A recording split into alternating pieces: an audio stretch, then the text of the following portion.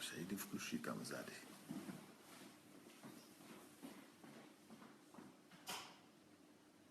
Asha.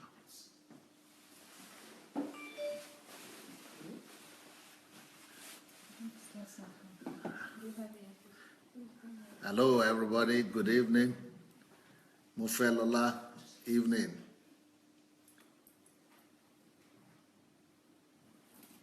Rochelle White, good evening.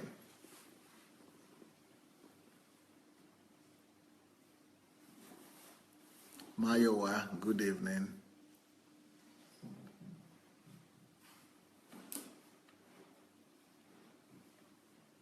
Shioma, evening. Harmonica, good evening.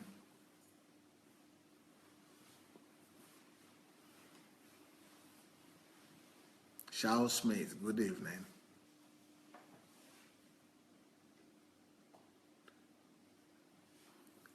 Sorry guys that I came a bit late today.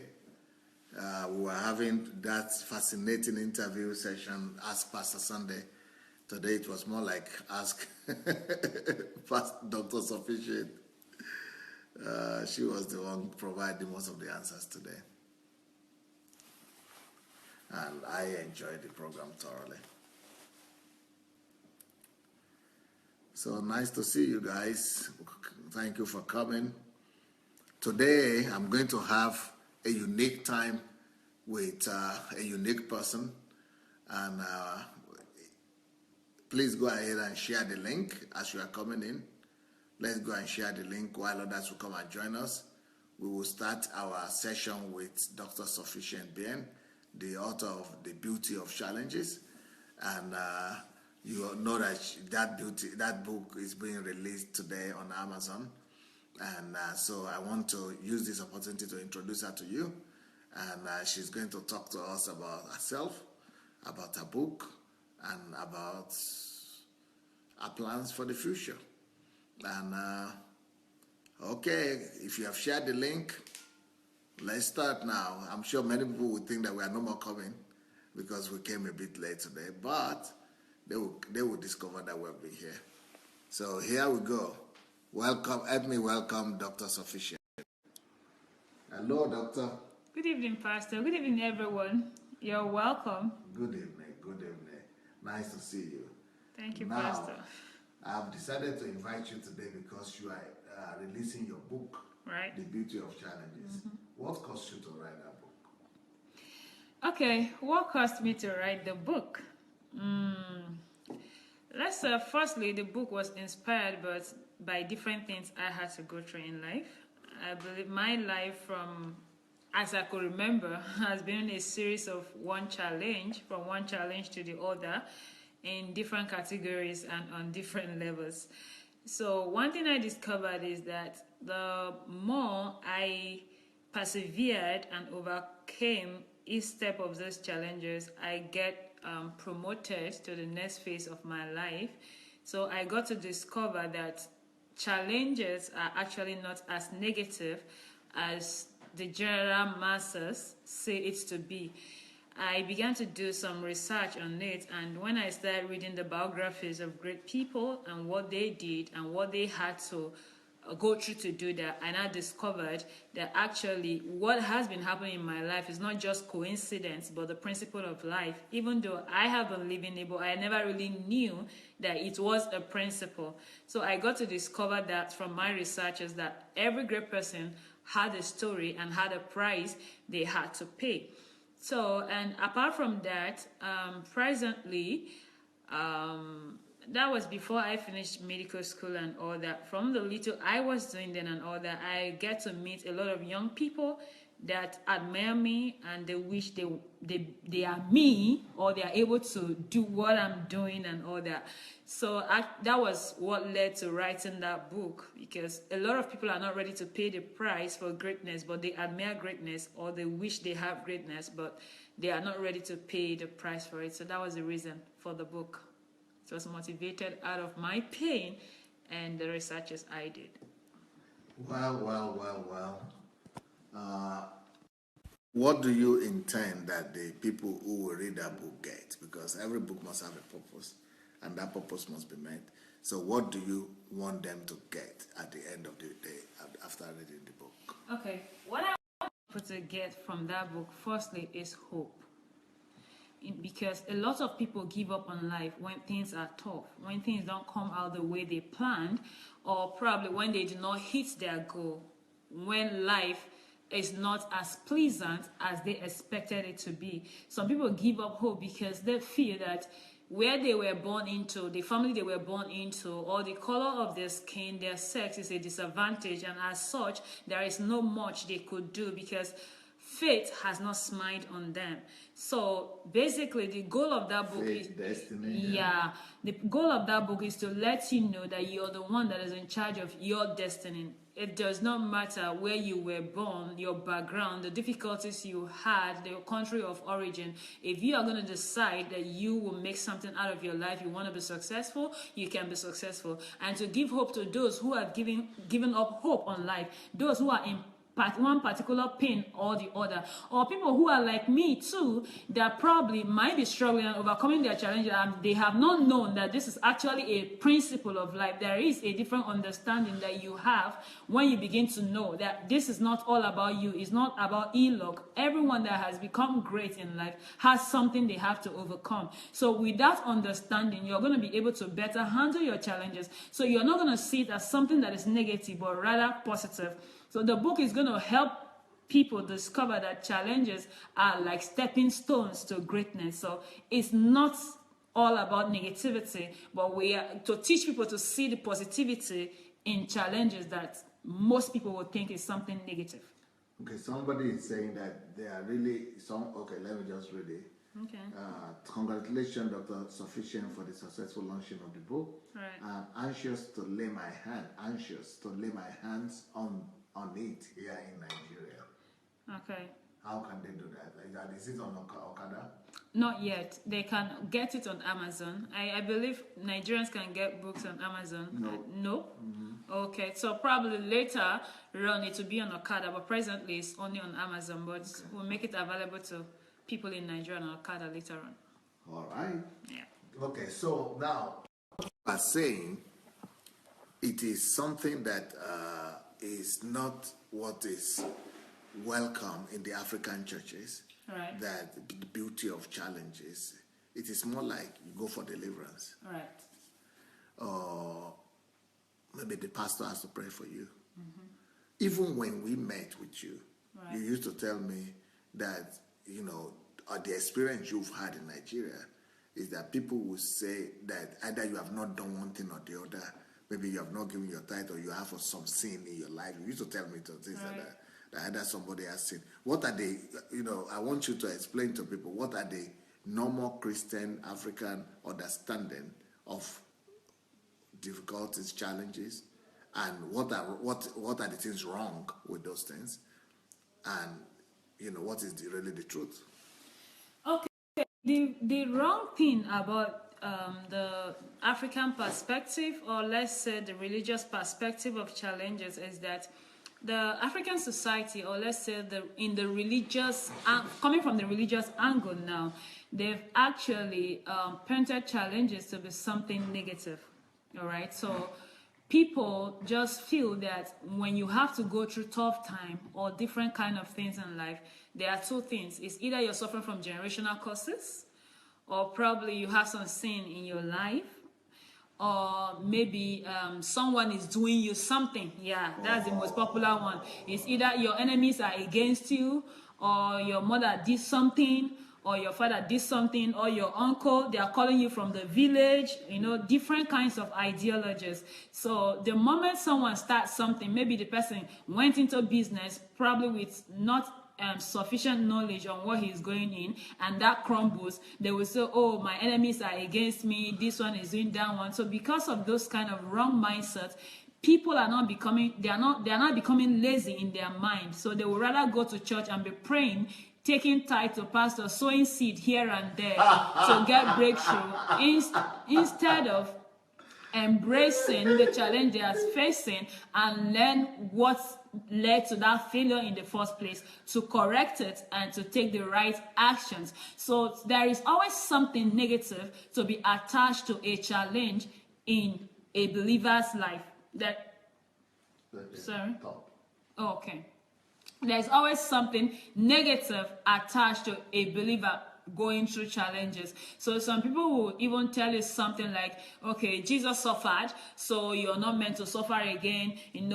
Recite this one, quote that one, the blessings of the Lord is mine, and all that, I am favored. Say this, recite it, what you say you get, and all those kind of superficiality has not really gotten the church anywhere, because Christians, generally, in my own understanding, in most cases, especially in Africa, they are among the sets of the poorest people in the society. And I could attribute that to this same factor, the inability to tackle problems and to seek for solutions and to embrace challenges as something we have to overcome to get to where we are going. Rather, we attribute either the blame to the devil, or we go to wait on God to do it for us, what he has already asked us to do, simply because we are lazy to tackle the challenges that we are meeting on the way. So it's actually a minus to only see challenges as something negative. We have to change our mindset about challenges and problems,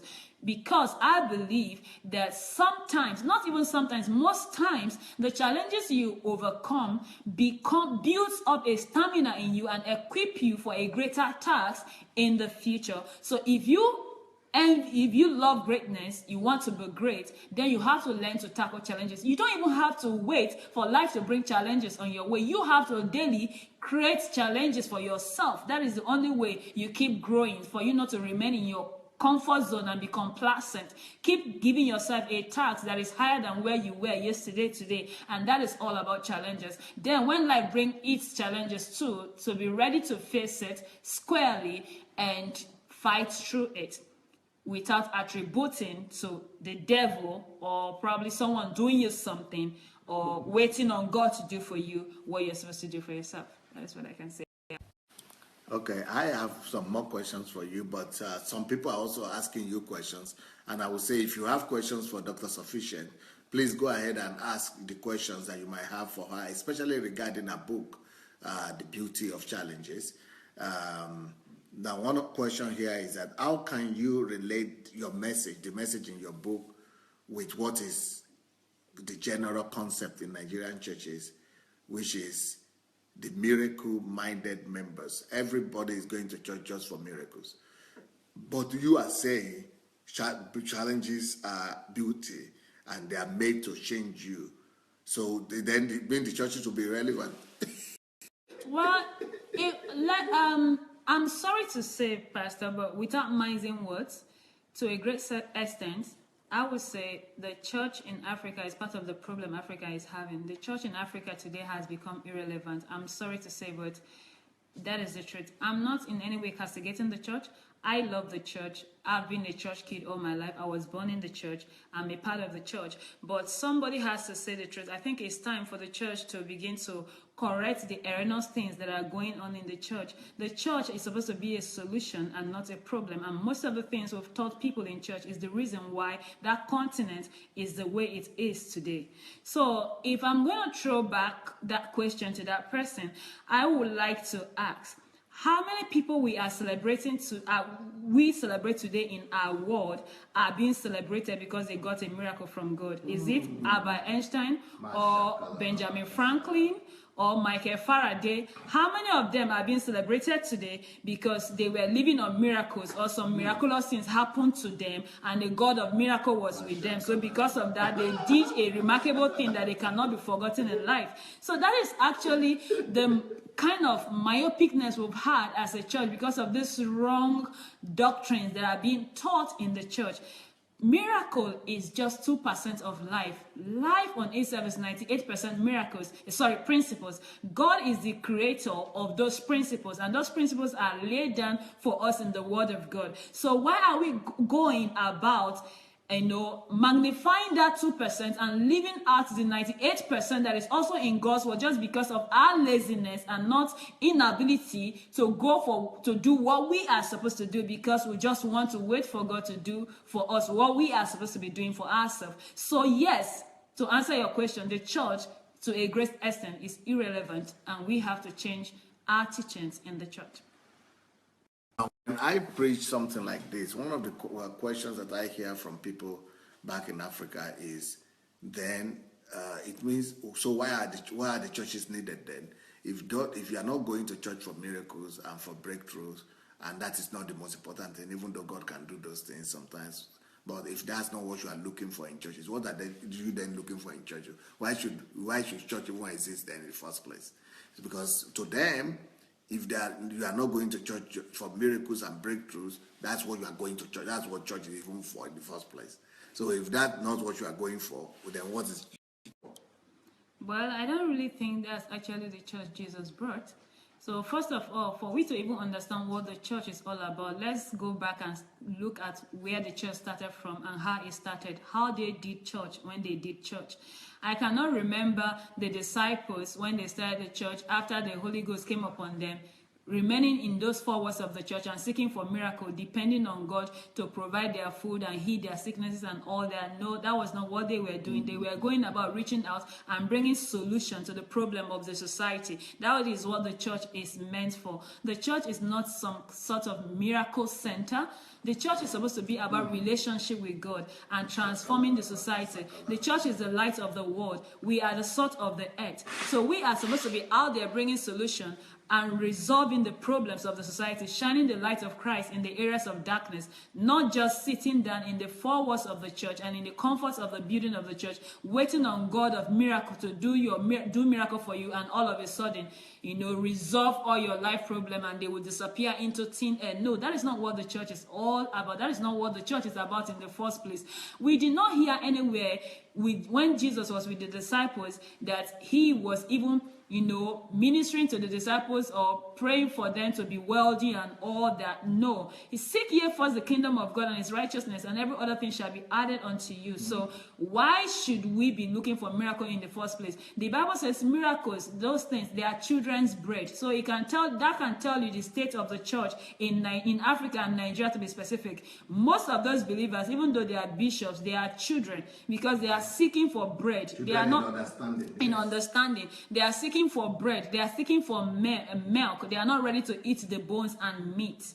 All right, so healing and all those miracles and everything is children's bread. It's supposed to even be for young believers and all that. It is not what mature believers should be depending on. You are supposed to be going out there, bringing the miracle and the light and solution to the turbulent situations of the society. We read in the New Testament, and the Bible says that wherever the Christians got to, wherever the disciples got to, they were saying that the people that turned the world upside down have come again. Why was that? Because they were carrying change with them wherever they went to, but we are no longer that effective in the body of Christ today. The church is even more like, the church doesn't have a voice anymore because there is no solution, to anything, basically. So I think to a big extent, we have lost the ideology of what the church is supposed to be, and we have to pick up, the church and do church the way Jesus would have done church. And we have to begin to correct all the things that have gone wrong with the church, because the state of the church now, I don't think Jesus will be proud of it. I don't even think Jesus will recognize his church, because as long as I'm concerned, the kind of churches we are having today is like some set of society, some sorts of gatherings, some set of clubs. I don't understand actually what is going on in the church. In the church, most of the churches today, let me use that word, most of the churches today. So it's pure religion. It's pure religion. That is what has taken over the place of the church. Okay, Dr. Sufficient, your book, The Beauty of Challenges. Beauty. Yeah. To some people out there, they might be thinking that is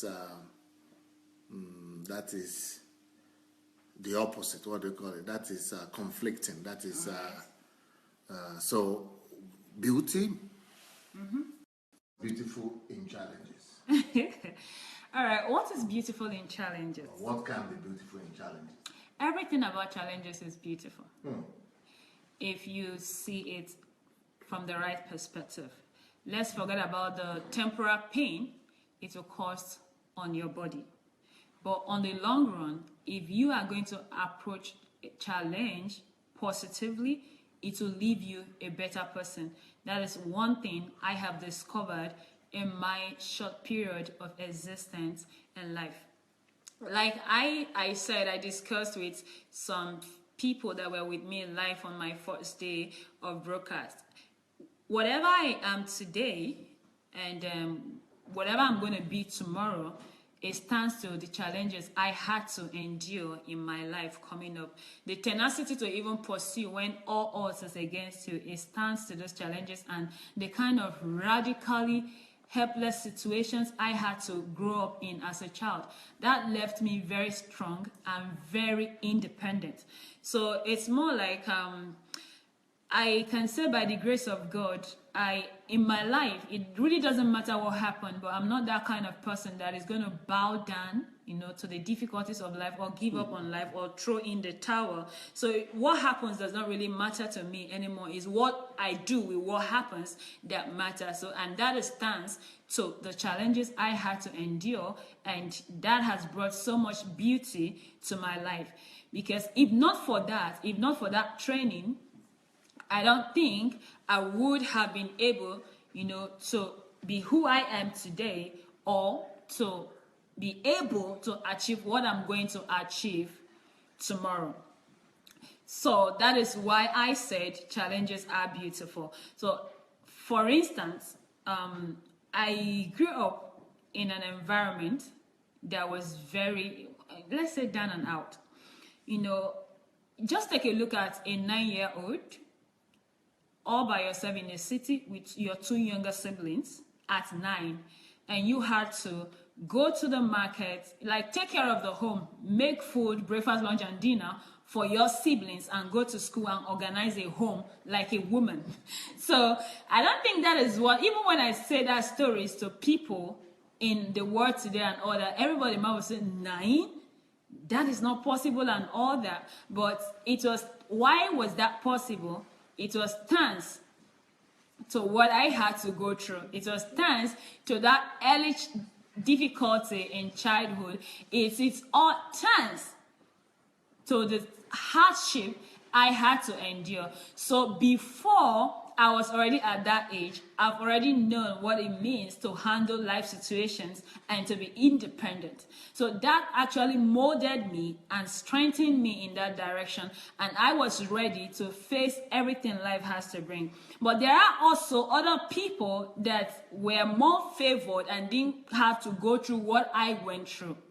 Right? Life might be easier for such a person, but that person, let's say, weighing the both parties, when the real life situation, because life will always happens to these two sets of individuals, who is more likely to bow down to life or to give up or to be broken or to give up on life or to commit suicide and all that.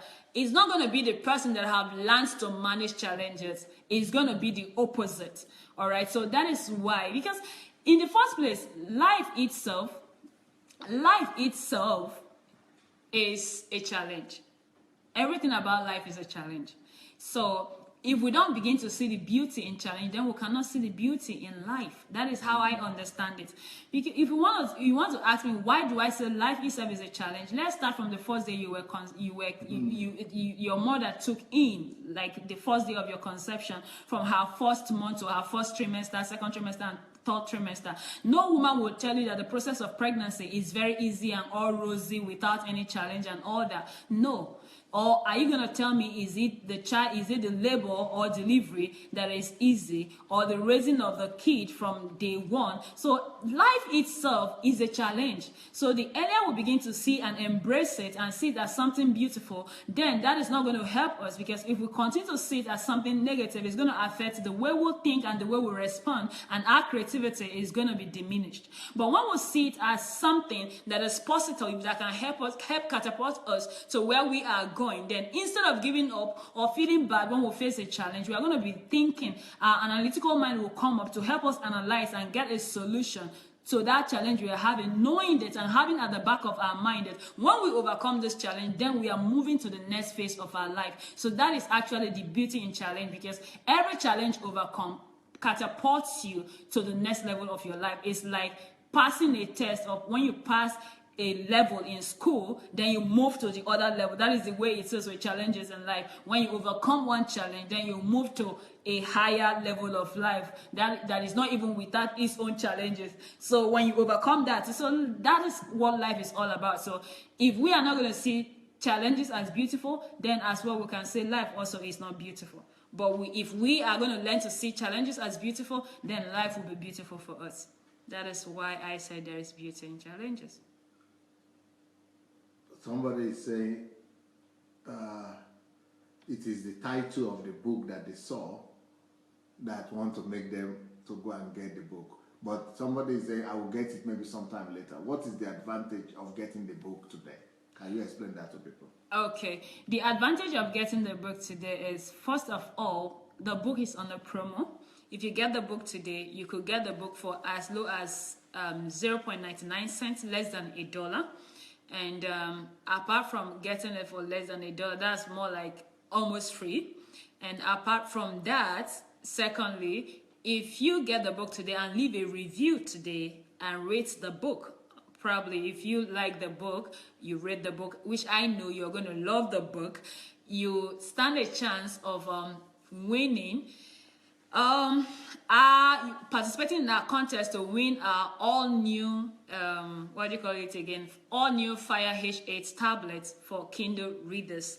So yeah, that is actually the benefit of getting it today. So after today, by New York time, end of today, the price of the book will be increased. So getting it today, you get at a cheaper rate, and you stand a chance of winning a prize for yourself. That's so today, what time New York time? 12 midnight New York time? Or what time? Yeah, I think 12 midnight, thereabout. End of the day New York time. So it's better for them, as soon as we finish the program, right, to go out to order it. Yeah. Okay. That's right. And okay, now let's go back to your book, The Beauty of Challenges. The Beauty of Challenges. What prompted you to write it in the sense now? Why did you decide to write it now? I know you, and I know you have so many other topics you could have written about. Why this topic now? Why this topic now? Okay. Why this topic now? Because, all right, first of all, I just felt I wanted to use that. I actually wrote that. That was the last book I wrote as a single. I'm just publishing it now. So I wanted to use that to end my single phase of my life. Because you had written other ones. Can you mention some other ones you had written before this? Right. I wrote I've written several, but the only one that is published is single, Ministry and Sexual Purity. That's the only one published, but other ones are not published yet than this one. So why that now? Then secondly, apart from that, it's more like a lot of people, all right, especially ladies, they feel that marriage is more like, would I say, a succor, an escape route for deliverance, a ticket to success. Get a man, and a man that will take care of you, look for a rich man to marry, and because of that, they are not discovering their purpose, they are not fulfilling their purpose and all that. So I wanted to write this book and be able to document my life before there was a man involved in it. So it's to dismantle or disbundle that kind of ideology that it is until young women are married, that's when you can be fulfilled and all that. Then thirdly, and the most important, is the book is dedicated to the memory of my late mom. And I was actually doing it originally for her because I know what she had to suffer as a mother, how she stood by my dad, in all odds, and did her best to make sure we had the best she could offer at the level she could provide. She suffered and sacrificed everything. And unfortunately, she never lived to eat the fruit of her labor, which is the greatest pain I'm going to ever live with in my life. So, yeah, the book is very dear to my heart because it's dedicated to her and to her memory. Okay. Right. There are some other things people might want to know about you apart from the book. We started with the book, Right. and we have already spoken about the book. Today, I began to ask you about your experience here. Right. I think here we might be able to share it now that soon Dr. Sufficient will be leaving Ukraine because our husband is outside of Ukraine. Our husband is living in another continent, so she'll be leaving Europe to go and meet her husband. And but what will you say your time in Ukraine has given you, and especially because there are some people in Ukraine now who are living in Ukraine, maybe thousands of students in Ukraine, and they have never even come across Pastor Sunday, even living in Kiev. So it is one thing to be in Ukraine. So talk about that one, just being in Ukraine, or being in Ukraine and coming across Pastor Sunday. What is the difference between the two? And what will you say that experience, what will you say destiny, God has arranged for you through that experience? Okay, first of all, I would say being in Ukraine, for me, I think it wasn't an accident. I believe it was not an accident. It was orchestrated by God, because my story of even coming to Ukraine is another story on its own. It's another, set of challenges and defeat over challenges. There's some kind of radical steps I had to take, different kinds of challenges surrounding my coming. All right, and I never even knew there was a country called Ukraine. There was never a plan of me studying in Ukraine. Where was that money going to come from and all that? As of when I left Nigeria, nobody from my family has ever traveled abroad before. I, as a person, I never even knew the capital of Nigeria. I've never been to Lagos, nowhere, not Abuja, not anywhere except Port Harcourt, which I only stayed for 2 years, and we couldn't cope. I had to go back to the village to continue in the village. So there was actually nothing connecting me to leaving the continent of Africa to Eastern Europe to study. All right, and it's not as if I went on scholarship or anything, so nothing connecting me down here. I knew I always wanted to study medicine, but that was going to be in Nigeria, which was even going to be a struggle for my parents to be able to pay the school fees then in Nigeria, not to talk of coming to Europe. But I believe God actually planned my path, because if I have, though I didn't succeed in getting admission into medicine in Nigeria, I already told you the story about how I had to struggle several times writing the JAM exams, and it was just a very near success syndrome. I couldn't just get into the medical school in Nigeria. But looking back at that now, I am very thankful, because if I have, at that early age, I finished high school at a very early age, 15 going on 16. So if I have gotten to medical school at that time, only God knows what my life would have been of. I would have been lost in the medical world, probably just, being in the four walls of the hospital, if I successfully finish, and that is what my life will be all about, working for the Uncle Sam system, because that is actually what is obtainable in the system I was in. Study medicine, go work as a doctor, and that's that. All right.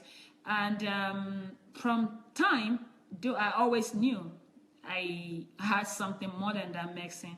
I knew I was called, but I never loved the ministry, which is another story for another day. Because of what I had to pass through with my parents being ministered, I felt ministry was something for the poor, and I didn't want to be poor. So I didn't want to have anything to do with ministry. But coming to Ukraine was another groundbreaking. I believe God orchestrated my steps. And Ukraine specifically, and not any other country, because I won't have been able to get what I have gotten or achieve what I have achieved today if I have gone to America, or if I was in Britain, or if I was in Philippines. Coming to Ukraine was one thing, but meeting you was another thing on a total different level. All right, and I got to Ukraine. According to my understanding, to my level, I was doing well. Because of the gifts and talent I thought I had, and my tenacity to work hard. So I thought I was good, at least. I was a local champion where I was coming from. So when you are where you're always celebrated, you think you have it all together until you get to a point that what you think you know is being shaken. So that was actually how it was. I got to Ukraine. Ukraine was not really what I was expecting when I arrived Ukraine. I was a bit disappointed and discouraged because what I thought I was going to see was not what I saw. Everything around me was totally different from what I was expecting, in quotes. Then plus the fact of not speaking English, different The kind, schools, yeah, this, yeah, and the country not speaking English, the challenge of starting to study language, you cannot communicate, you can't even buy in the market, nothing. That was a total different ballgame altogether. We were not prepared for that. We weren't expecting to meet that. We actually thought we were going overseas and we were going to be speaking English. So that was one. And when I got to Ukraine, I won't be able to narrate all the stories of my coming and all that. I actually started a ministry in Ukraine, and we were doing well, and to some extent I was fulfilled in my level of understanding as per success in quotes, and I was being celebrated because of what I was able to do at that time until I met you. So meeting you, before I left Nigeria, I really never knew about you. I didn't know about you before I left Nigeria, but I believe destiny actually orchestrated my being in Ukraine. No, don't talk to me as if you are talking to me. Talk to me as a third person. I don't know Pastor. I didn't know Pastor Sunday. All right. Yeah. So you are talking to them. Yeah. So I didn't know Pastor Sunday before coming to the Ukraine, and so on getting to Ukraine, I think that was after my second year. All right, my second year, third year. We had a program that I attended, and that was how, I think your anniversary, church anniversary, that was the time I met you the first time.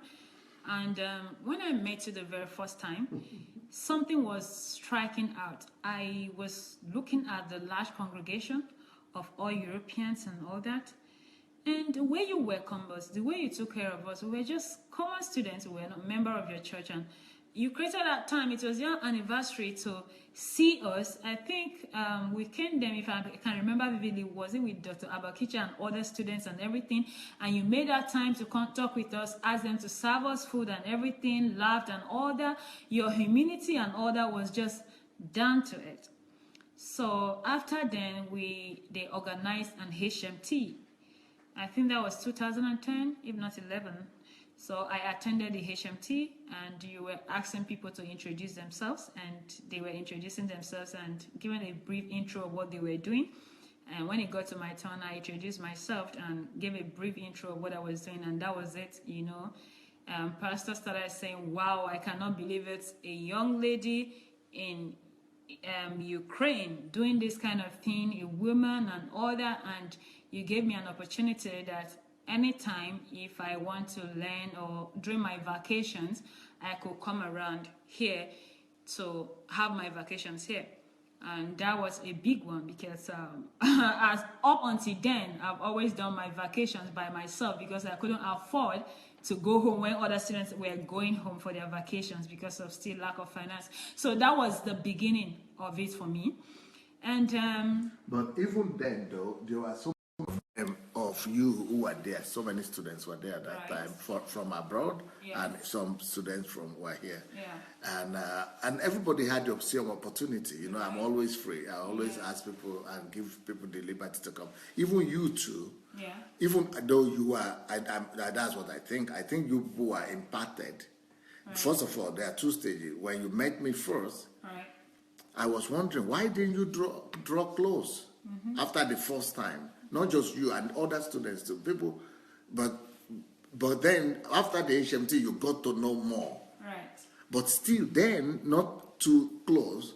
Then later on, after coming to stay the first time, second time, coming and going, but still not. Why is it that it was not immediately striking that this was something different from every other thing? That why is because so many students are still struggling with that up till now.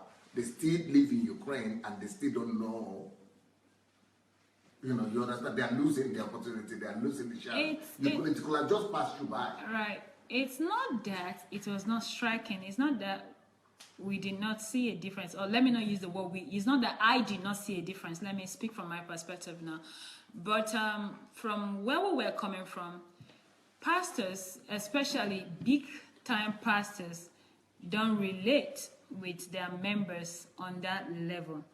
I particularly was taught something about not being too close to the anointing, so you don't get familiar with the anointing, that you become familiar, and if you get familiar with the anointing, you will not get blessed, and different kinds of cliches that you should always give space between your relationship and that of your pastor, so you don't get familiar with the anointing. I think that was the word.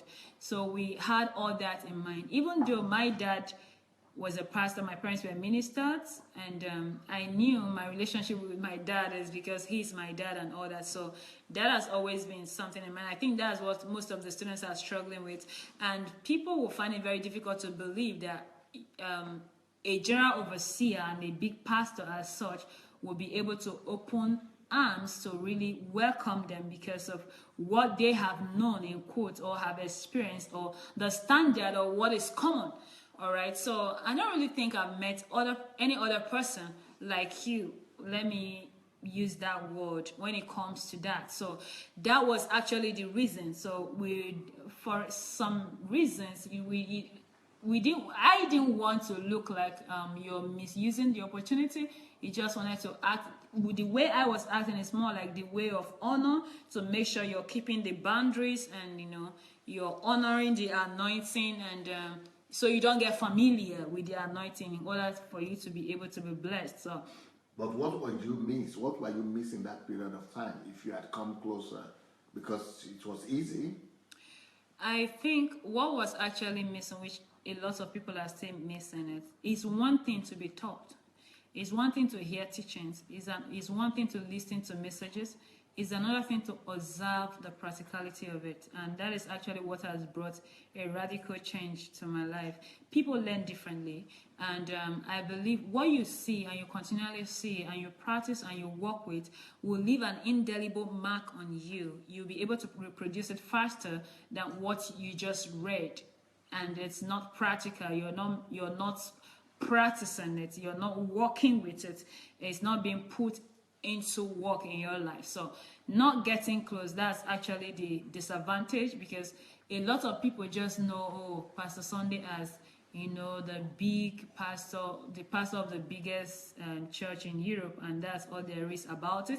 But they really do not know the person. They really do not know the principle behind the greatness.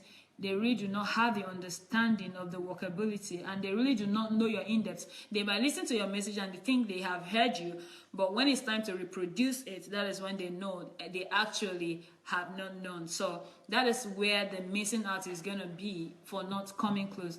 Coming close has helped me to not just hear a sermon, but to see what is being taught, being practiced, and to be able to practice and see those things work.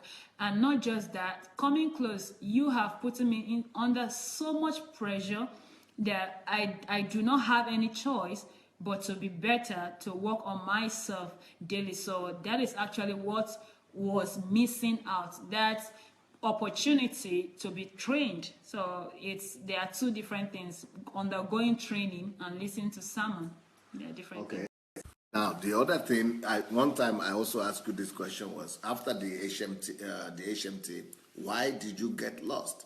Why are you not following? So I think one of the times that you answered was that you are listening, but I noticed, and you are visiting. But then I noticed that, you had a certain, experience, crisis a little bit, and you had long fast. Right. And during the long fast, you made a decision. So you told me that it was during that, when you were listening, I think you were listening every day, or you were listening to many messages or something, my message, or as many as possible. So that was what really made you to know that this is a different gospel. Mm-hmm. Something like that you were What actually happened is, even though I was listening to the message every day, and because this might be what other people are experiencing even now. yeah, even though I was listening to the messages, I already knew it was a different gospel, but still I was not going to come close because of the ideologies I've heard. During that fast you're talking of, I think I had a 30 days fast then, and that was towards when I was rounding up. I think it was my 5th year in medical school. I was going to be rounding up school. So, and I was praying and asking for God's direction. I just finished 4th year, going on 5th year. After school, what next and everything, what I was going to be doing and all that. So during that fast, while I was praying, God actually told me to go to Kiev and be trained by Pastor Sunday. So when God told me that, I never knew, I never had any plan that I was going to stay in Ukraine. Even 3 months after my graduation, there was nothing I wanted to do in Ukraine. Ukraine was the last place I wanted to be. So I already made my plans of, I gained admission where I was going to go for my specialization. Why? Because I wanted to finish school, and everybody's looking up to you from home, so I should be working and at least be where I can be working and making money. And Ukraine was definitely not that place, because first of all, you do not have the ability to work in Ukraine as a student. And even if you're even going to be able to work, let's even say you have the opportunity to work, what they are paying doctors are peanuts. It's bad. The pay level is very low. Some doctors earn as low as $300 in the Ukraine, and that is not what I was going to be cut out for, because I finished school now. I wanted to make life better for me and for my family after a long period of struggling and everything. So I already made plans for myself, to leave the Ukraine the moment I'm graduating. I didn't want to have anything to do with the Ukraine. So in that prayer, God asked me to go to Pastor Sunday and be trained. I heard that very well. But what I was thinking was, that was when I started coming, during holidays. Maybe they give a break or women holiday, or we coming here.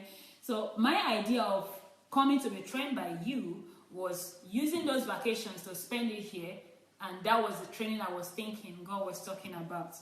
So when that finished, I remember when I was making my plans to leave the Ukraine and all that and everything, and even when he told me not to move and all that, I was bent on going, and he said, okay, and that I should go ahead and do it. That's what I want to do. And I went for the visa. I didn't get the visa. That which was also one of the biggest challenges of your life, frustration. So disappointment, frustration. Yeah, it was from one disappointment. But now the beauty is, I thank God every day on my life. Every day I wake up, I thank God that I didn't get that visa to leave the Ukraine. But the thing is that you had the qualification. You wanted to move to Germany, if you can say that. Yeah. And you had the communication. You had the admission. Yeah. You had been admitted by the school. The school had admitted you. You are ready to go. Even there were 2 girls. Yeah. You and one of your assistants. Yeah. And that your assistant, who was your classmate also, got the visa and left. Right. But you, who was the one who brought her here. I did not get it. He's the one who... Yeah, it was in fact, it was... And you were thinking that everything was against you, as if, that this is the way things always happen for you. You are telling me that it is always when it gets to your turn.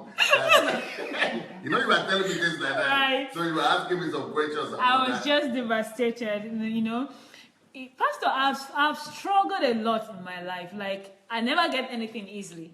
All right, I'm not that child that I ever got anything on a platter of gold. I had to work hard for everything I got. So I was thinking, okay, medical school is over, and according to the information I got then, which were not totally the truth, moving to Germany was more like a breath of fresh air and a fresh hope. At least I could be working and make any money, good money, and could help myself and help people at home. As a matter of fact, for the most part of my school, I saw my way through school. And I had a ministry I was running with 3 branches of church, and I wasn't working, all right? So though I was doing different things on the side to get money, but that was not the kind of life I wanted to live. I wanted to be able to fend for myself and to fend for my family. But now, after telling my parents, even to raise the money to even get, to deposit in the fixed deposit of the account for me to be able to go was even a problem. After running around and telling my parents and all that, and somehow we were able to raise the money, borrow some part to return after I got the visa. And, there was no visa to move. There was... And the money has been borrowed. Yeah, everything. That was more like, what am I going back to go tell them and everything? And at the same point in time, I was having some serious health issues then. So everything was just happening at the same time. It was And just... I just lost your mom. I just lost my mom. That same year. The same year. So, and the situation of the health I was having was a kind of death-threatening situation according to the analysis. I said death. Life-threatening situation according to the analysis the doctors gave then. And here I was without having a really stable source of income, concrete source of income, according to, the way I wanted to be earning money. And, I'm still struggling to recover from the death of my mom. I just came back from burying her. And I know how things were at home when I came back. And then this. So it was just too much for me to handle. I was just devastated and everything. And I really wept and all that. But that's actually part of the reason, for this book. But at the end of the day, I discovered that it was God. You are the only one left behind. It was actually God that was doing that. God actually had to. But I told you that you don't. You told me not to go. That if God told you to come and learn from us, so they just sit behind here and be learning. Yeah, but I've gone too far to come back, and plus somehow I'm stubborn. Because you are used to attaining your goal. Yeah, so I don't really like to, give up on something or go back on what I've set my mind to doing. And that's one thing I've discovered with you. After then, I've learned my lessons. You don't force. You won't even say God said. You will just say it as a suggestion. It's left for the people that have ears to hear. So you just say it as pastor. You say, is that what you want to do? I say, yeah, pastor, that is what I want to do. Okay, no problem. So when I went, I came back and they didn't give me the visa. I told them they didn't give me the visa. I said, okay, go and apply now. he said, go and apply now. I said, pastor, I'm not going there again and everything. You now posted it all up. I said, I thought I told you. You want to apply? Go and reapply. So... yeah, I learned my lesson in a very hard way, but that is actually the greatest. I actually thought I knew your teaching. I thought I knew you. Within those periods I was visiting, I actually thought I've gotten the message. And that is the greatest mistake that would have happened to my life. I would have gone out of Ukraine thinking I know, without knowing I know nothing. I've not, caught your understanding. I've not caught your spirit. I've not been trained. And that is actually what God told me, to go and be trained. But I was just overwhelmed by, the expectations on me as a person, what I want to do, how to make ends meet at that moment and everything.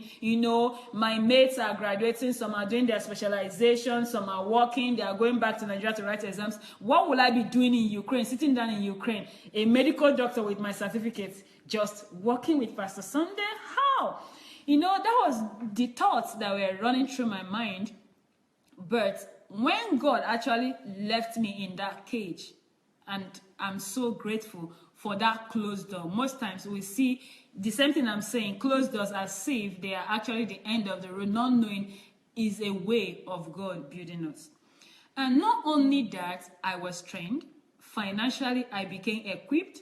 I don't think there is any of my mates that were graduated together that is worth how much I am worth today, and that is thanks to you. Different opportunities came up, entrepreneurship and all that, and understanding, what I got. My 6 years of medical school could not.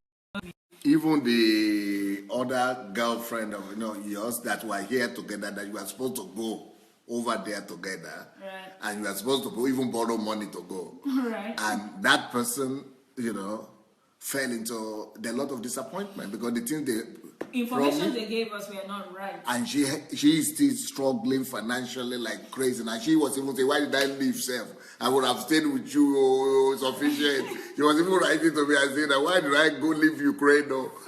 And it was the dream to leave Ukraine. Yeah. And now she was saying, why did I leave Ukraine? Why did she said, we thought Ukraine was bad. He said, this country, Germany, is the worst country in my life. This is my worst experience that I've never had difficulty in my life. Yeah. And we were thinking that it was a disappointment. Yes, actually. So that is actually what I'm talking about. Challenges of life, the beauty in the challenges of life. So because then I was more like a skeleton of myself. I didn't know the way forward. I was just imagining myself because, Pastor, you don't understand. I didn't plan to stay in Ukraine. Anything 3 months after my graduation, I wanted to leave Ukraine by all means. And there was no other reason than I want to start making money, all right? Because I've seen poverty. Yeah, I've seen poverty. I've seen suffering. And I was thinking, I'm going to be like the light to my family to help, pull them out and to assist in one way or the other. I could not imagine myself with the kind of person I am. I'm a go-getter, finishing school, then sitting back and not doing anything, concretely or just doing many things to make money. It was just out of it. So and not even practicing. Yeah, and not even practicing. And even after I heard God, I felt, okay, I've been coming during the holidays, I've been trained, so I could give my excuse. Yeah, I heard God. God said, go and be trained. But as long as I'm concerned, those holidays I was coming, I was trained. But the truth was that those holidays I was coming, you really never gave me any responsibility. I was just laughing with you people now. Yeah. What I told you, to explain to them the one we're trying to talk about.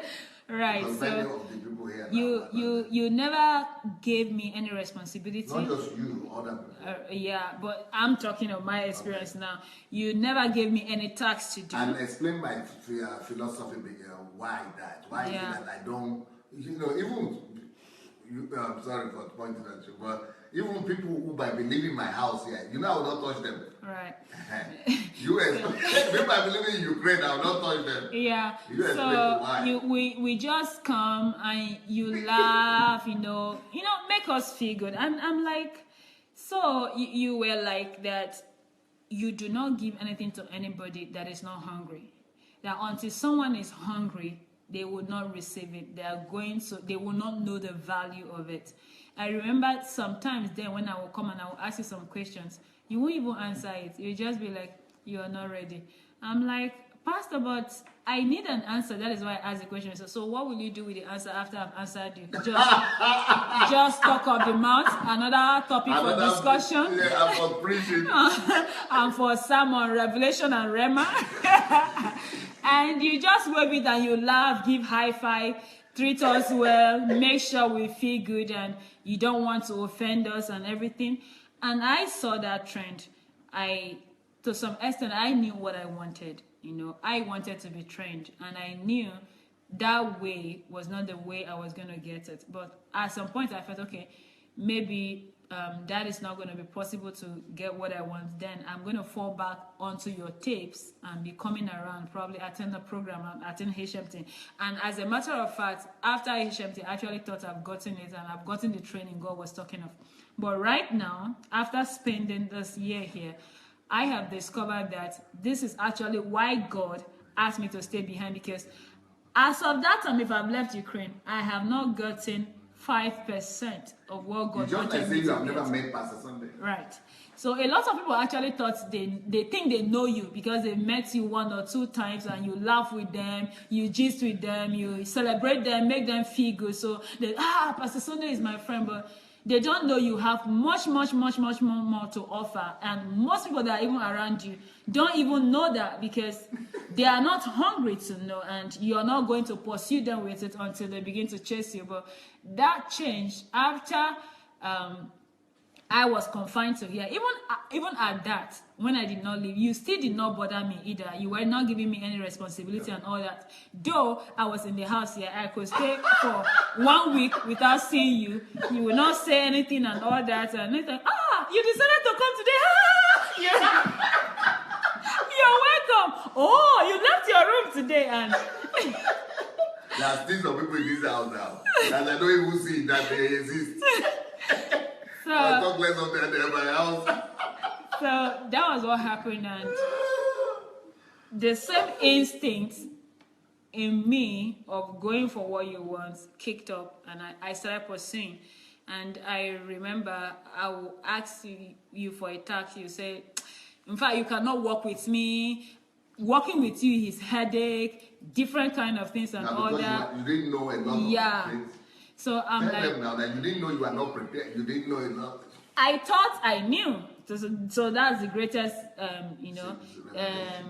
would I say revelation? That was the greatest breaking of my ego. All right, because I thought I was good. I thought I knew to some extent because I've been celebrated all my life, At least people appreciate me for what I do because, in quotes, I was the best among my clique. When it comes to not necessarily not education now, but life issues, handling issues, goal orientation, and all that, and everything, being focused, discipline, and all those things. Attributes.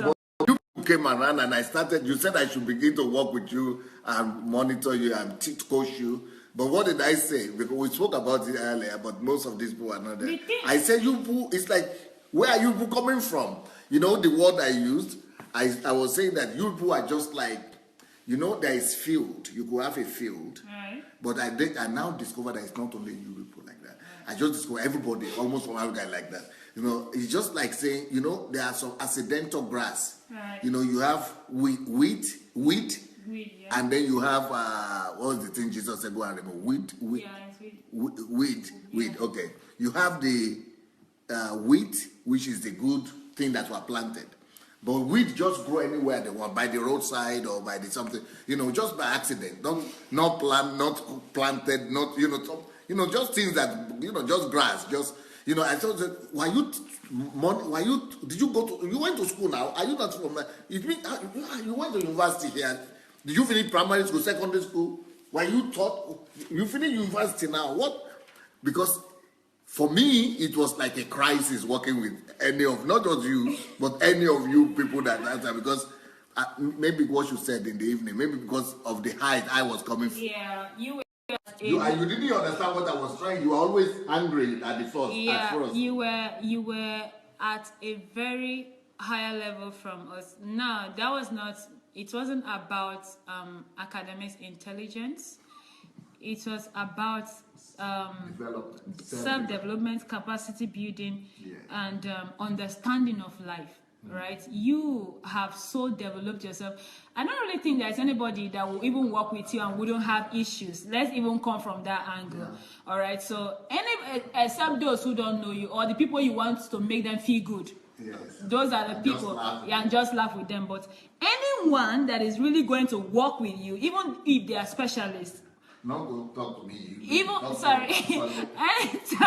that is going to be working with Pastor Sunday, even though they are specialists, they will begin to have issues. You will even begin to teach them in their own field and all that. So I have seen that with a lot of professionals and those who have been professionals in their field for maybe like 30 years, 20 years and all that. Within this period, I have seen that happen, and I now understand why is that. Talk less of you. You are just I've not even had experience and everything. So you said that, and usually a normal person will give up and all that, even though it was painful at the time, but I had a goal. I said to myself, I will so work on myself to the point that he's going to work with me. I didn't tell you that, but that was what I told myself. Whatever I need to do, I'm going to do it. I'm going to work on it. And the number one thing was availability, being available, which I feel was the first step. Being available, being there, being ready, being hungry.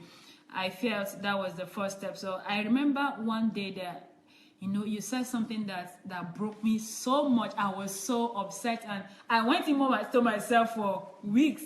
I don't even know what you said. I think you said, how did you even finish medical school? I don't even know what you said. I didn't even secondary school said. Yeah, so, no, you said, did you even go to school? Yes. And you said that we were among people, some group of people and everything. I said, did he just say that? I was saying that in my mind. So because of that, I just kept quiet. I didn't say anything. I wasn't contributing. I wasn't answering any question. I just kept quiet, and I got to my room and everything, and the Holy Spirit spoke to me and said, do you want pleasure or you want to be transformed? So I said, I want to be transformed. He said, okay, then get off yourself and go for it. So that was how everything started, and I know sometimes when we started, you make me work on one particular project, sometimes 4 times, 5 times, obviously, go again, and they say, if that thing you say you finish now, if I check it, I will see a mistake. I said, Pastor, I'm done. You bring it. Said, from this first line, I'm already seeing a mistake. So, it wasn't easy. You keep repeating tasks and repeating tasks and everything, going over it again. I remember the first book I had to edit for you. I remember how many times I had to go over it. But one thing was that I never gave up. The stamina to keep pushing forward, irrespective of the pain and what the demands and everything, irrespective of, not really having a time schedule you could call your own anymore and all that. Almost 24 hours work. Yes, so that was actually the way it was, and gradually, I'm not there yet, but I'm way far from where I used to be. And it's been a pleasure, wonderful pleasure, Pastor, working with you. It's been a source of transformation, and I just feel I'm ready for life. I'm ready for my word. I believe God actually used you and Ukraine to prepare me for the destiny ahead, and I wouldn't have exchanged this experience even with $1 million. Someone say, okay, don't have this experience and let me give you $1 million. I won't exchange it with it. There is no amount of money, no degree that can provide for me what I've gotten here. Not only that I have built capacity in myself or expanded myself, but another thing it has done for me is I think more analytically now. I'm not superficial and deep. I remember when we started first, you complain about everything. There is nothing I do you don't complain about, and that was frustrating. And you like, you're not here and now, and you keep catching me on that. Maybe we're working and everything. Say, okay, she has traveled, and I don't even understand how he gets to know the moment I'm distracted, or I think of something else. So the moment I'm distracted, be like, you think sufficient is here, she has traveled. What did I say just now and everything you said? Okay, so you are just saying what I said. You got what I said, but what does that mean? And at the end of the day, I won't really get what it means. I just repeated your word. So it simply means you were right, my mind was not there. So my focus has totally increased. My capacity to focus, to be here and now, has totally increased. And to control your life, to control your life around you. And everything. I could remember I think a day I was walking, we were walking, so I got up to take something, and I hit a chair. I didn't even know, you've been observing that and all that. And, instead of you to say sorry, say, you see, that is one thing I have to teach you in life. Have you observed that most times when you move, you hit things all around? That is because the moment you're going somewhere, you just concentrate. You're one directional. Your environment, you're not aware of your environment anymore. That thing that you think is just happening on the physical is actually happening to you as a person. You just set your eyes, maybe you set your eyes on only this bottle. You're ignorant. In fact, you're lost to your environment. You don't know, you're not awake to the happenings in your environment. And when I looked at that, I saw that was also true. So no, and then things will not work out in life. Things will be tough, and accidents will be happening, and unfortunate misfortunes will be happening. And you'll be thinking that why is God, or is Satan, or it is demons, or it's the enemy, or I'm ill luck, or I'm not lucky. Because things will just be going, falling down, up and down, and you would not know the explanation for it. But it's just because you had not put your environment under the power of your control. Right. And you confirmed that. Right. So, one thing I did was, there is no one thing you have ever complained about me, to me, or corrected that I never went back to work on. I wouldn't say it, but I will go back to work on it. I'll work on it, and I test myself. If I need to get books to read, I get it. If I need to get audios to read, to listen to, I do. So whatever you complain about, whatever you pointed out, I start working on. and and self-development became part of your life here. Yes. So yes. at the point, it's not just about me telling you to do anything at all. It's We a didn't lifestyle. need to meet anymore. Yeah. It's you now started developing yourself to a new height. Yeah. So, yeah, thanks to you, Pastor. So, financial wise developed. Yeah, we started that by saying, what about, how can you say you know me, you have not read this, my book? Yeah, money will make you rich. Tell them how we started with your financial breakthrough too. Yeah. That book. I said, because even though I could help you get financial breakthrough, I will not. You said so. And I was like, Pastor, why? Because by this time, I think I was already working with you around 3 months or so. I'm like, Pastor, why? Why would you say that? Because I know you've made, I think you raised millionaires in your church. Within 3 years, you raised 200 millionaires, if I'm correct. I'm like, why? And everything said, even if I should give you that money, it will disappear because you do not. Let's start by reading this book until you know the principles of money. You've not started. So that was actually what started, and But what is the significance of that to people? People in Nigeria also think. I said money is not the problem. And that even your relatives and your family, I said money is not the problem. That this is the problem. Go and do not just read it one time. Go and read it and then let's talk. Yeah. And then you discover that. Tell them what that means. The truth is that really it's not money that makes someone rich. All right. It's one thing to make money. It's one thing to have money. It's another thing to know the principles of money and be able to manage money and put money into use. Into the rightful use. But people in Nigeria will say, no, it's just because I don't have money, that's my problem. No. What is your problem is that you don't have knowledge. Money is not the problem. It's the lack of knowledge that is the problem.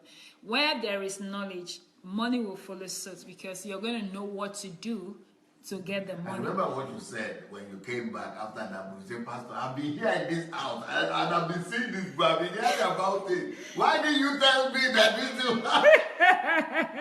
is Yeah, actually, the principles in that book was just, it was out of the world. I was like, where have I been all this, this years? Somehow, I know I read a lot, but I don't even know why. Up until then, I've not read Money Won't Make You Rich. No, but you read the Kiyosaki book, but you didn't? No, I actually read Cash Flow Quadrants. Yeah. I've read different books on finance and everything, but just knowledge, right? But the practicality of Money Won't Make You Rich was just outstanding. Why? Because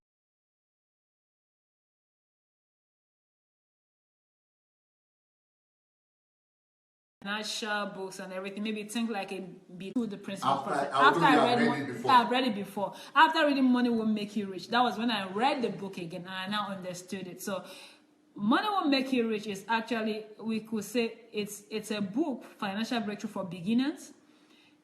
It helps you build, it lays the foundation and helps you build from the grassroots. So there is no one person in life that will say they cannot be rich if they are going to follow the principles in that book. Even if it's a taxi driver, motorcycle, that is how low the book got to and dissected what you could do and how you could do it, the saving, the investment and everything. So it was very practical and tangible. And I began to discover that though I'm saying I don't have money, if I begin to calculate the number of money I have spent as a student, during my 6 years in school, if I've known those principles and I was practicing it, I will graduate not in need of money and everything, but because I didn't have that knowledge, that was what happened. All right, I was finishing, looking for a way to jump into the Uncle Sam system, just to keep rotating the circle. And I think that is actually what God was pulling me from, because if I have jumped, let's even say Germany was all rosy, like I thought, and I entered into the workforce system, I will keep rotating, and I won't be able to fulfill purpose. I won't be able to do what God wants me to do and everything. Even though I knew what I was supposed to do and what God called me to, it was until I was here that I was able to put all those pieces together and draw a structure on a larger scale, what I wanted to do. That is because you forced me to do it. I always had ideas in my head, what I want to do. I want to do this, I want to do that one and everything. You said, no, go concretely. Do what you have to do. And I had to go on my solitude and everything, spend time with God, and I was able to structure what I'm going to be doing 10 to 20 years of my life already set and ready, and that is thanks to you and thanks to that 1 year. So tell me, how much will someone have paid me that will quantify that kind of knowledge and that revelation of myself? How much will you give me that will quantify with living and fulfilling purpose, living and knowing that you are not living a wasted life, but you are investing your life?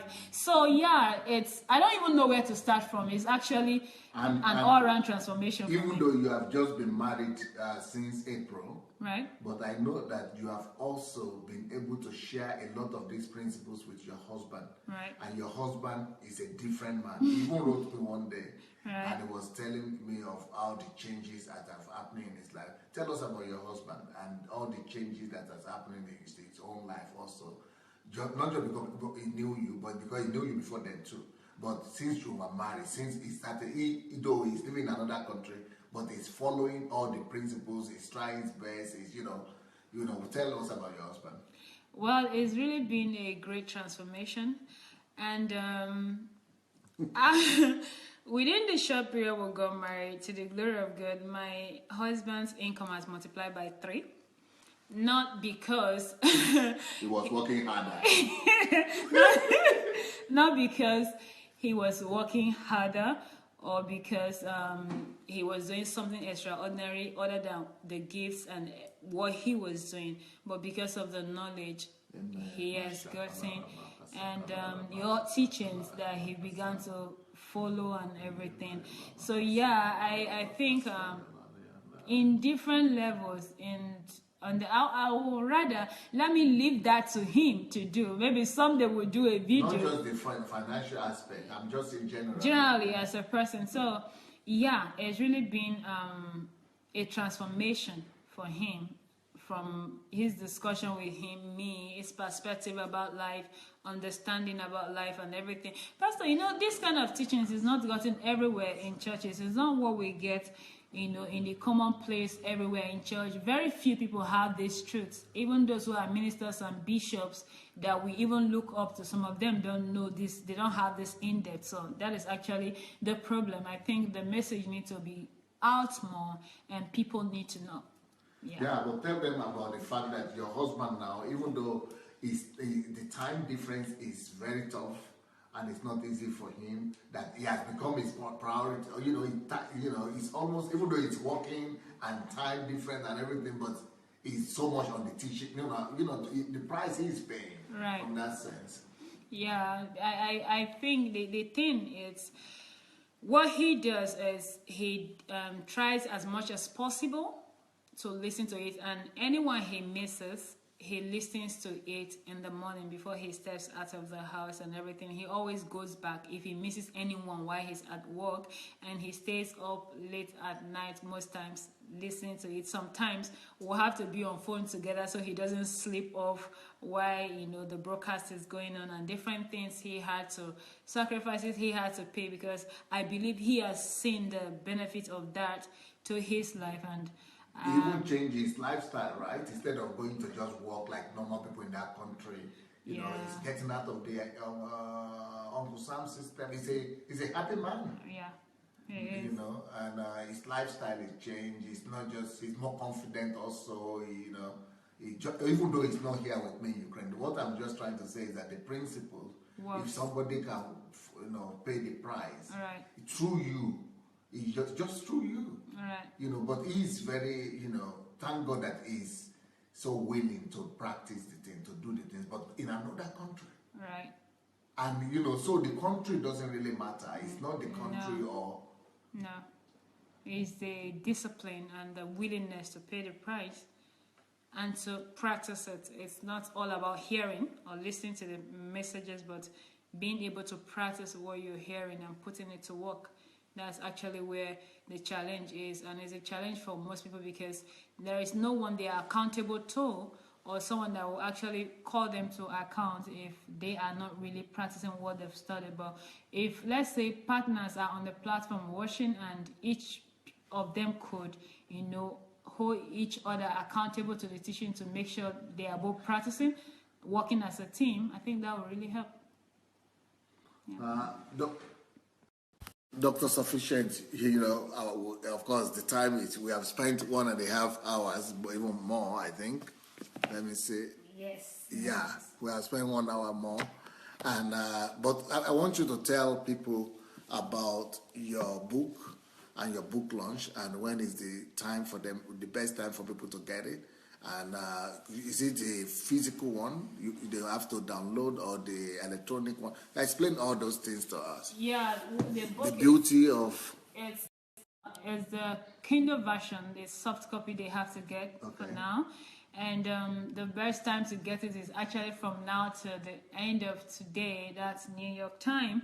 And and to help leave a review. If you like the book, you read the book, which I know you're gonna love it, because even if they read the comments, something is already enough to do the description of the book. And for those who have been following on my Facebook to see the excerpt from the book I've been posting, it's enough to know what the book is all about and to leave a review.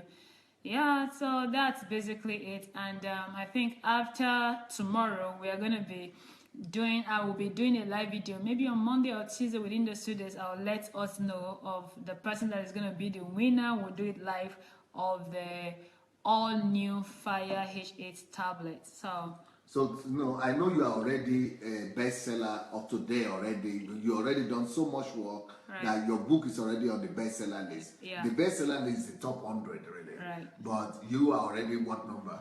Number 3.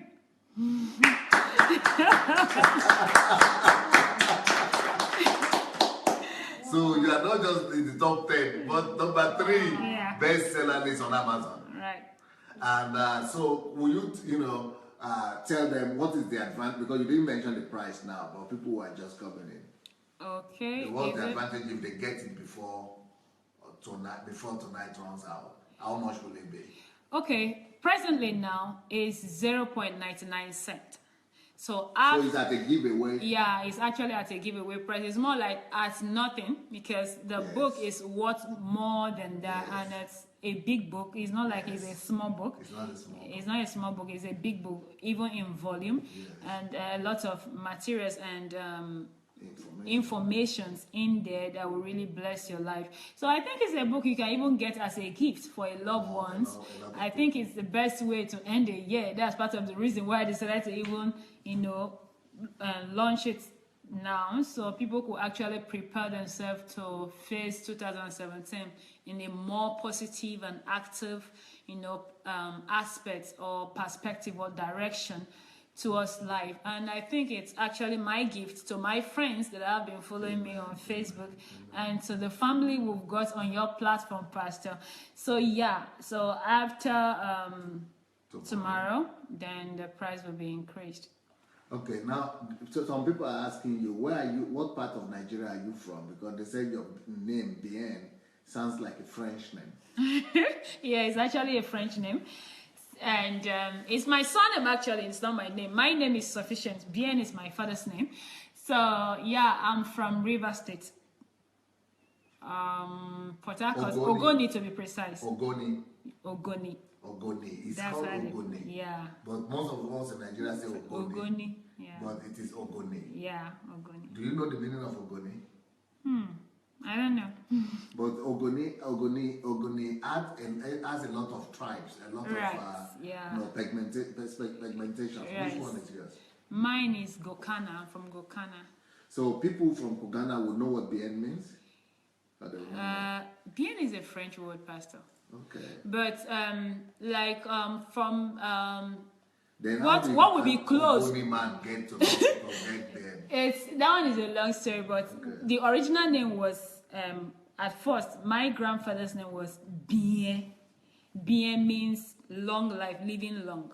Okay. But Bien means good. So after we grew up and everything, my dad actually, changed the Bien to Bien because he had a native name that meant good, Saleh, that meant good. And he grew up in Cameroon. So while he was in Cameroon and all that, so he actually, changed the version of the name from Bien to Bien. That was what happened. But he speaks French? No, but not he knows really. That Bien is... as of then, that was when he was a young man. Okay. Yeah, so then he understood French and all that. He was in the French part of Cameroon. So yeah, that was what happened. But if you ask my dad, he's still gonna say. Oh, I see your husband putting love here. Your husband day here. That's my hero right there. Yeah, your hero day here. He's putting love. Yeah. So they are also asking, is your calling not connected with your medicine profession that you studied? Well, it has a segment with medicine. I'm going to have a lot to do with the medical sector in Nigeria. I have an angle of my ministry that is going to be addressing that, but I'm not the doctor that will be in the four walls of the hospital. Maybe just for a while, maybe get my license, practice for a while, but I'm not going to be, in the four walls of the hospital. I have a lot to do with the medical sector, for transformation of the medical sector, building hospitals and going on medical missions.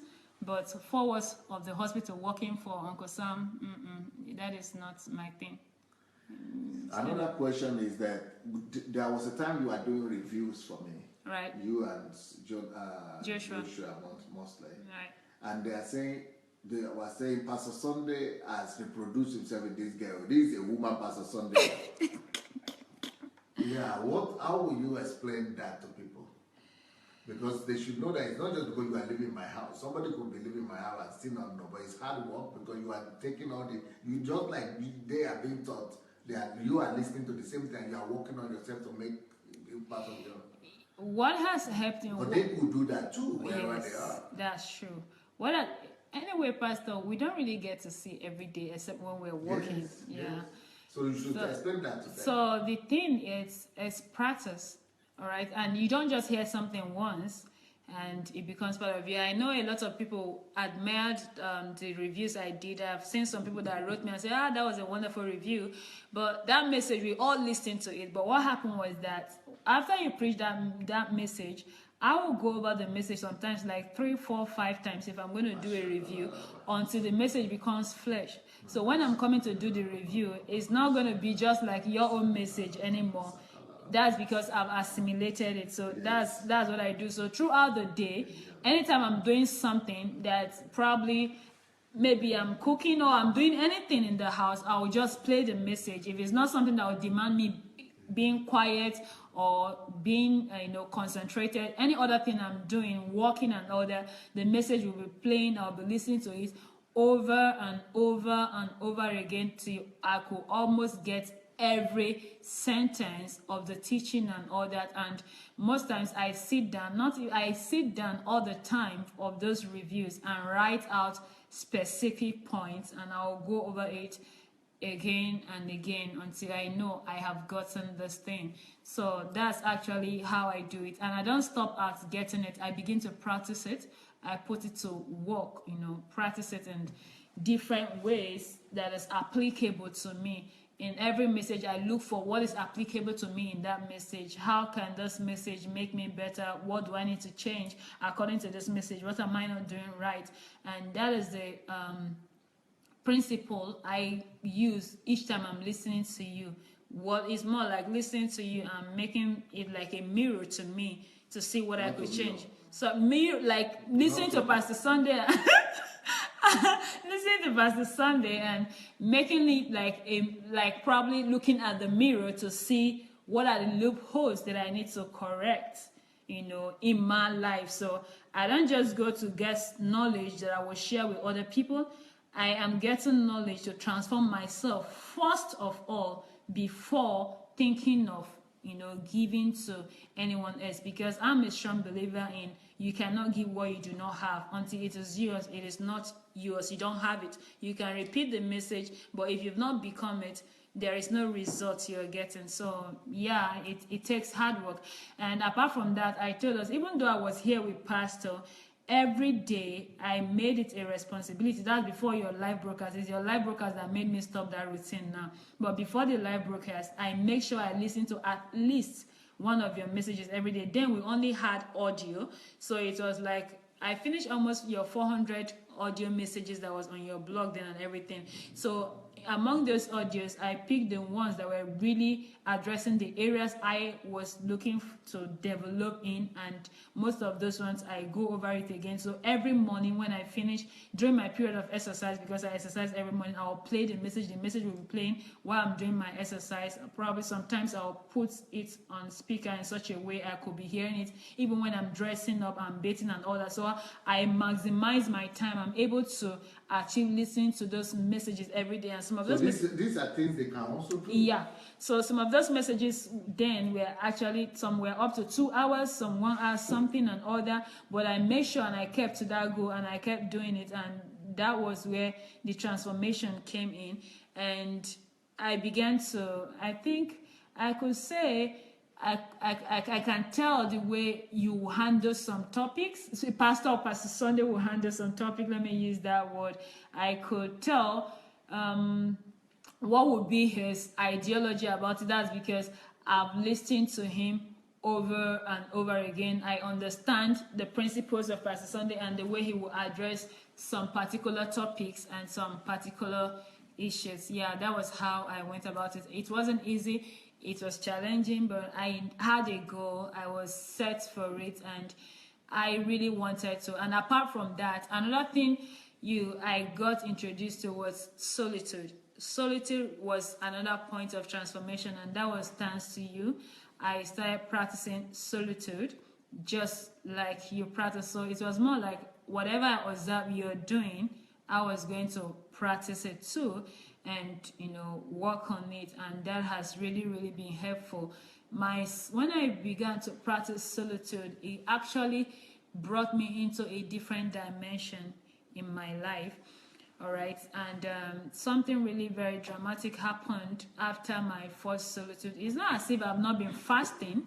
I've been fasting before now. I go on different days fast, 30 days fast and all that. But all those, after my solitude, I discovered that was just, not really as effective as, being locked up from the world and, being in solitude. So I discovered that I could silence my mind, and I was getting so many information, so many downloads, and different things. And most times I hardly finish a solitude without getting several topics to write on, ideas to write on, articles, books and all that. So I have so many topics of books to write on already in the waiting and all that by God's grace I'm going to begin to work on them in so different angles. For example, for you, who Pastor Sunday became, right, is now you know the key, and you know that it is possible because Pastor Sunday as well as he made himself. Yeah. So anybody can really create themselves and make themselves. It's true. Because you are so the thing is, don't know at your level, Pastor. I've been doing this for 20 years. Yes. But that's why. But you've just been doing it for a few years. Right. So I cannot begin to tell the power of solitude. The power in solitude, it's, I don't know, I don't know what I could quantify it with. The in-depth I begin to get during this period of solitude, I never knew I had such in-depth, and it's very easy to concentrate. It's very easy to touch God and to be able to bring out what is in you. All right, to bring out what is in you. Most of the things that I have been able to structure out for the next 10 to 20 years of my life were bettered out in solitude. Yeah. So there's a sense of direction, Pastor. It's more like you just, there might be challenges. It's not as if you're going to get it on a platter of gold, but at least there is an assurance, there is a certainty, the way you're going and everything. But before then, really, I had ideas of what I wanted to do, but there was no certainty. It was just hope. I want to do this, I want to do that, hoping and believing God that it will work. But there is a clarity, there is a certainty, and I'm eternally grateful to you, Pastor. I want to say thank you so much. The story of my life cannot be completed without the mention of your name. You've been a great influence. Your teaching is like no other. I don't even know where to start from. Is it the training? Is it the coaching? Is it the pastoral training, is it the mentorship, is it the fatherly care, you've been a great influence in my life. And I believe the only way I'm going to be able to say a word of gratitude to you is being able to extend the grace you have given to me to other people I'm going to meet in my life. And another thing is, one thing that really transformed my life is your love for people. Ever until I met you, I used to think I loved people. But after I met you, I went back to repent. I told you that before and everything. I thought I was humble till I met you. I remember from the first time I met you, I went back to repent and I was asking God for forgiveness, because your life was like a conviction to me that I was arrogant, because I have never seen someone at your caliber with such a spirit, with such humility and everything. So there are so many things that, even though from my observation, it's not necessarily what you sat me down and say, okay, this, that I have observed that has actually molded me to who I am now and who I'm going to become tomorrow. So yeah, we cannot really see the whole picture now until that tomorrow comes. Then definitely. No, if I'm now working with you, before, if I said I cannot even work, forget about the working. If now, maybe Pastor, you should say a bit about the change. What do you think about the change, though? If you are exemplifying, is it exemplifying my teachings now? Right. If people are now saying that you are like Pastor Sunday, woman Pastor Sunday, and that they are saying Pastor Sunday, that is a big distance of travel. That's like a big journey, a big, huge step forward. It's unbelievable. It's unbelievable in everything. In depth of work, becoming a. You see, people think Christianity is about religious, right. And that is how I met you. You are a good Christian church girl. Right. You are a good religious person. But right. Going from that journey, from being a Christian like every other person, yes. to just being a friend of God, which right. is the ultimate. Yes. But some people never get there ever. Right. Right. So if that's what we want to talk about, so now it's impossible to hook you and to just tell you some things. You know what Christianity is all about, what walking with God is all about, what knowing God is all about, what being a friend of God, what being a Christian is all about. Rather than religious understanding. Right. That most people don't even know. Right. Even most people who are listening to us that don't even have an idea of what we're talking about. Right. So for then to not to be looking up to man, to get answers in life, but to be able to to be able to know the strategy and the pathway to discover God, to find God, to walk with Him, to talk to Him, and get all your answers in life. Right. Rather than be looking off to somebody who will be talking to you, calling you, or telling you, do this or don't do that. Those are landmark or landslide that, everybody thinks it's a dream. Those are things that people think are only reserved to the GOs and the bishops and the only exclusive individuals in life. Yeah. And so then we'll go to the area of work. Yeah. If I didn't even want to talk to you people, I just like for a walk. Right. I just wanted to talk to you as friends, Right. as Christians. Hello, how are you? Hi, you guys, you look great. Hi, you are beautiful. Hi, you are nice. Oh, good color. Oh, what a combination. Oh, wow. Ooh, wow, ooh. because that is what you do with children. If you meet a little baby who is just 2 years old, right. or 3 years old, you will not begin to give them revelation. Right. You will not begin to give them wisdom. You will not begin to give them principles. You will not begin to give them, some heavy stuff. So, but I see a lot of people like that who are grown-ups, 50 years old, 60 years old, 70 years old, but I cannot talk to them. I can only say, hi, high five, hi, hello, hi. Ooh, you beautiful. That's what you do with kids. That's what you do with kids, because you just entertain them. And that's what some people want. Surely. They just want to come to me to take picture and to take selfie or shake my hand and say we have taken his hand before. And that's what I give to them because that's what they need. So from that level to being a somebody that is now doing my work for me. Someone that I said like, you is hopeless. In fact, there are some people that you thought you could teach. Right. But in your own cases, I would just say it's hopeless. It doesn't even, I shouldn't even try to teach you, but nothing to teach you.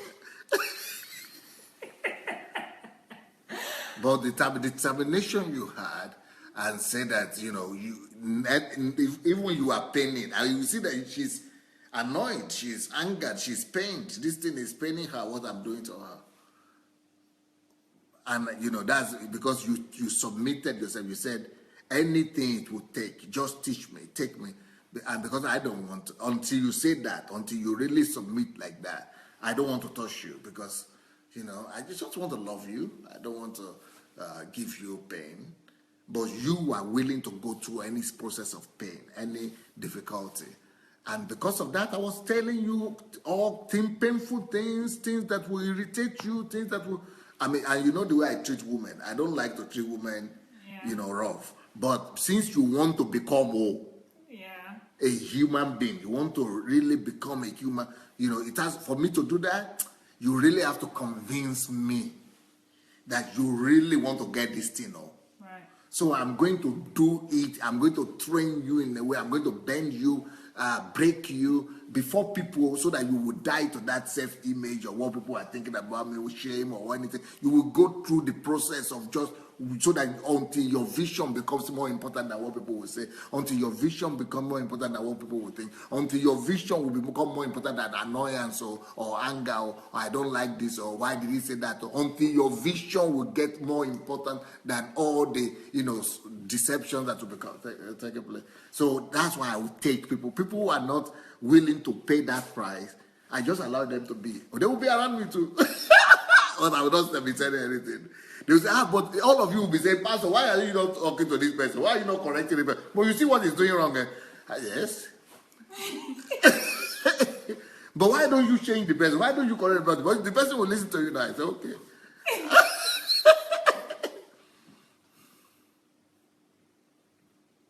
But you are the one person that were willing to overcome offense, to overcome anything you feel or you don't feel, to just get to where you wanted to get to. Right. And those are things only few individuals are ready to pay this kind of price. I didn't even know you could write a letter. I was sure that for you to even write a letter for me, it would take you 10 years of preparation. That was my thinking. Oh my God. Because that was where you were in my own eyes. But now to be saying that I'm reading your book now, and this book that you have read, you are reading. When I was reading it, I was it's not just the point, because now what you are hearing is the point she's making, and that the beauty of challenges and the testimonies, and those are what you are hearing. But wait until you read it, the style, the construction of the words, the putting together of the words, just like somebody was calling me the other day. Yesterday somebody called me, today somebody called me. Every day somebody is calling me and saying, the way you write, Pastor, all these your articles, the way you write. We are just waiting for it, just to read, just to read. We just want to read. Not even, it doesn't matter what topic. We just want to read. It's just like we are eating, as if we are eating something. It's better than just like enjoying the process. That is what I was feeling now that she's writing. I was reading through her book. Someone that I saw the ordinary letter, she would not even be able to write.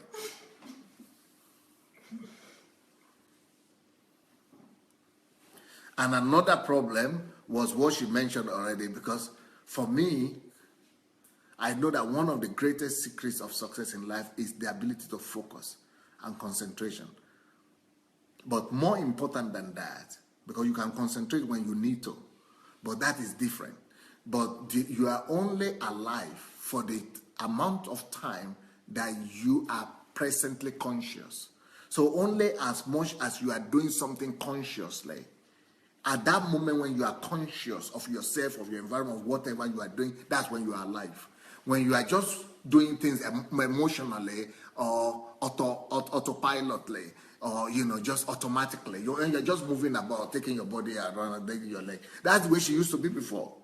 She just used to carry her body around and just go, because she's thinking about one thing in her head, but she's not around here. And that's what happens to many people. You are talking to them and say, oh yeah, Pastor, you didn't say something? I never repeat myself. Like I repeat, for other people, I will repeat myself. Okay, you didn't hear, okay. But for someone who say you want to be taught by me, that you are my disciple, you want to really learn, I don't repeat myself. I guess it's your problem. I say, what? You repeat what I say. You repeat. So, but she was not aware even those things are, that those things are, how important they were, things like that. I don't know. I can't even remember the last time I talked to her about that. I can't. I even forgot that I used to tell her that again. Like, you see the way she's slim like this. I don't even want to know what your husband will say. Because for me, if I were your husband, I would say make you just forget about fasting or prayer or anything. Make you go put 10 kilogram or 10 kilogram, please. Na beg, una. Make I take you to fattening room right now. That's what I would have said if I were your wife or your husband. I said, let's go to fattening room. For sure, we need some fat. That's what I would have said. But with the way she's slim now, with no fat, no bone, no, maybe I don't. But anyway, with the way she's slim, she will still be going to fast and do solitude. I say, hey, make you don't kill yourself for my house, so. Because even though my own wife is slim, but at least she, I will not allow her to go to sleep that I know. But Sufficient wants to find God, wants to pay the price. She will not pity herself. She will go to the extent of, but still, I'm still thinking she has to put at least 10 kilograms. But she's still going. She will not sacrifice her time with God, her priorities.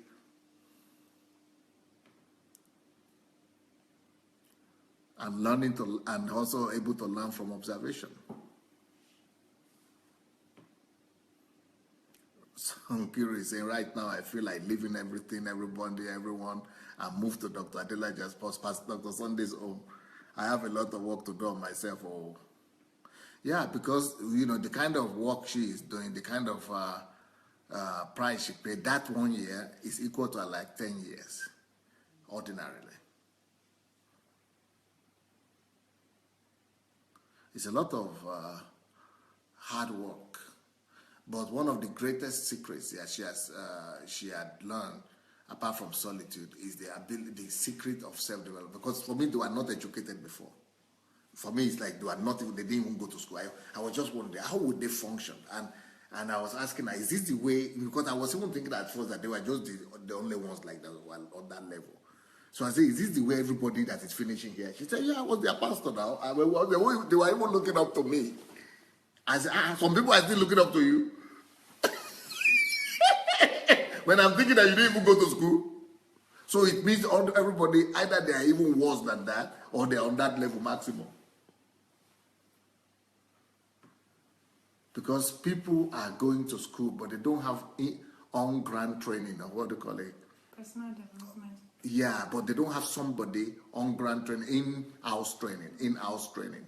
So what we had, which is in-house training, you see somebody doing it, somebody correcting you, somebody saying do like they don't, not something you can learn in school, never, in classroom, never. It has to be in-house training. They used to to send people to banks those days or to other places for them to go to in-house training, so that there will be the manager, director teaching you. But in this place, in-house training is how you wear what everything it is, from household to professionalism. That is like now, the way you are now is the level of Fortune 500 level. Okay. But for you to get to that Fortune 500 level, you must have somebody in the top 3%. And by the grace of God, I think I'm in the first 1% in the world. And for you to get someone like that to train you, it's just like saying getting someone like Bill Gates to be your personal trainer, or to live in the same house with him, or Steve Gates, or Dangote, and to be correcting you and changing you is almost impossible. Even people who are working with them, they only work with them in the office. Right. So they only carry out their instructions, not be trained by them. It's totally different. Yeah. So that's what I discovered, that for all those people who are educated, people say they are educated, it's just because they went to school, but none of them have gone through in-house training. And that's why even what you know now, people who are coming to my house, who read business administration, they want to go down to retreat, they are businessmen, they are doing training, they are doing all those things for the company, they are working for some big company, they don't even know what you understand in business or in finance. They don't even know the laws of finance that you know. But you are looking at the right information. You are instructed to get the right, but they went just through the curriculum. Right.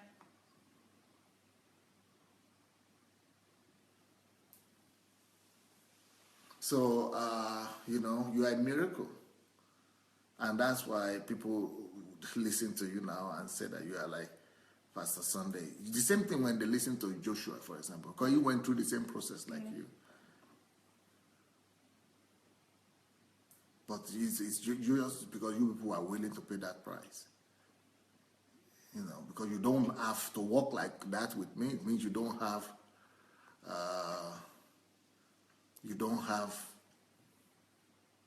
a personal life, because I could call them at any time, 2 o'clock or midnight or 1 o'clock or 3 o'clock, or we'll walk and walk and walk. And when I was working really with them, but now they are working on themselves, but when I was working with them, it was no for an answer. And they were seeing the way my mind works and my mind thinks. And that's why, when I was reading a book, I would say, oh, so this guy got the way my mind working too. Because it's not just writing her own book, she's writing it well. Because I read a book before, the book she wrote before that. But this one is totally another level. So, but I'm also happy that even though she is here, but that her husband is able to be a partaker of this. Because it was so diligent to go through all the questions, all the troubles I put him through before I agreed that he is qualified. He had to pass 120 or 140 or... It was 121 questions, yes. 200 messages, and write assignments. Yeah, we could tell them. What did your husband have to go through before I say I agree? He had to answer 121 questions on marriage, and to listen to 200 messages and write 10 to 20 lessons on each of those messages. She naked. That's how to get a husband for your. That's how to get a husband for your daughter. And they have to come and stay here also as part of that. Yeah.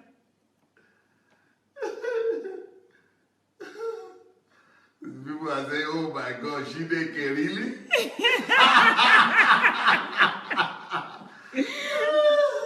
Welcome to Pastor Sunday training. That's an easy thing, challenge. Because if someone is not ready to pay that kind of price and do everything possible to get somebody's else life, then you are not serious. You are not serious. There are some other people, I will ask her to tell you now. There are some other people who come to my house. They will just be laughing. I'll be laughing with them. I will sit down like this for 2 hours while they are talking. For 1 hour they are the one talking. I will just be laughing with them. I'll be saying, hey, you mean it? Hey, wow, you are great. Oh. You are so great. Hey, you know much. Oh. You are wealthy. Oh. You mean so you are so rich? Hey,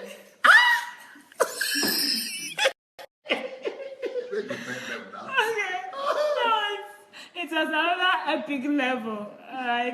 We are working, and All the time now. It used to be so frustrating. And what we do is, I would just write Joshua, and when the whole thing starts, I'll be like, can this person just keep quiet and get wisdom? Joshua said, are you just meeting this kind of people?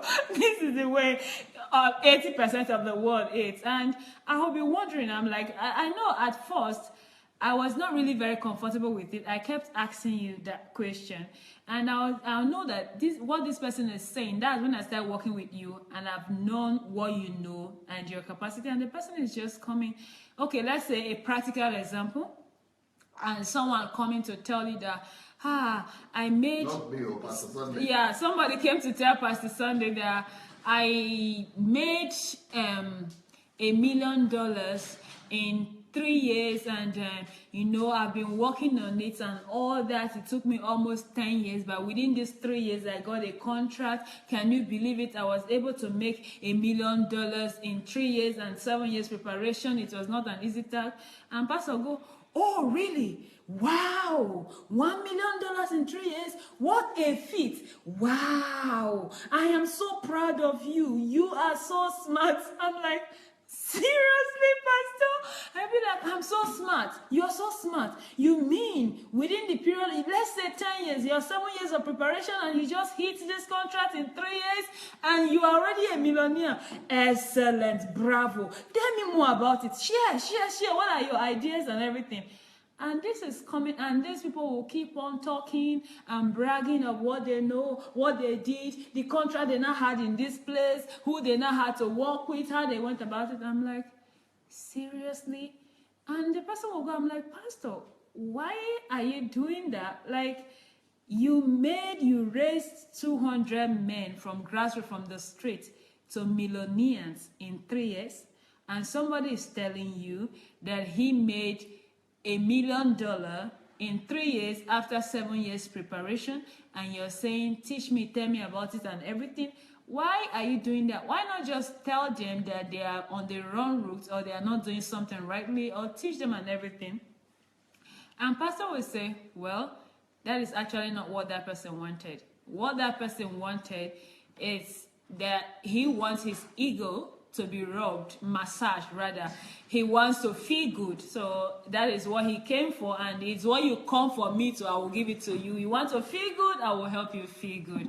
You want to be happy, I'll help you to be happy. You want to feel important, oh, I'm here, feel important. Use me the way you want it, and whatever you want, I will give it to you. So you will just let the people to be talking and talking, be like, wow, you don't mean it.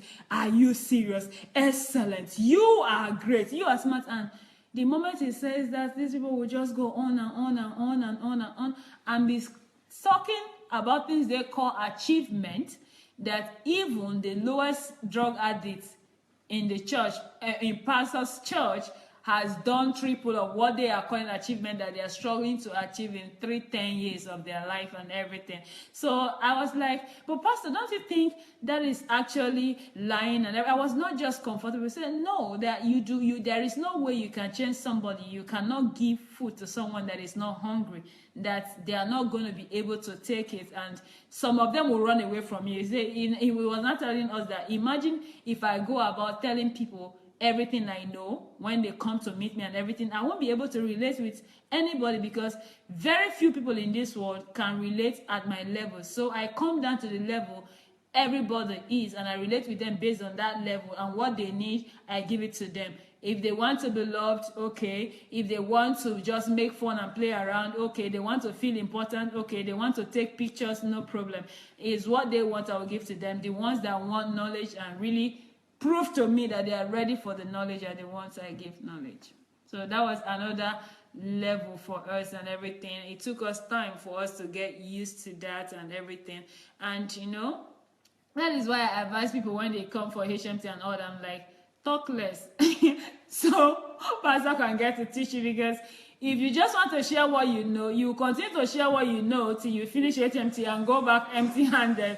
And pastor will be giving you high five and laughing with everybody and encouraging everybody how you want it. So if you want to learn, just be quiet and let pastor teach. But it's so difficult, even when you keep singing and shouting and ringing that bell, it's so difficult for people to just be disciplined to listen and to really get what they think they came for.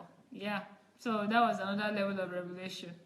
But I get to understand that now, and you're right, actually, because people will not appreciate what they are not ready to get. That's how I say. You have to have the hunger. Yeah. The desperation.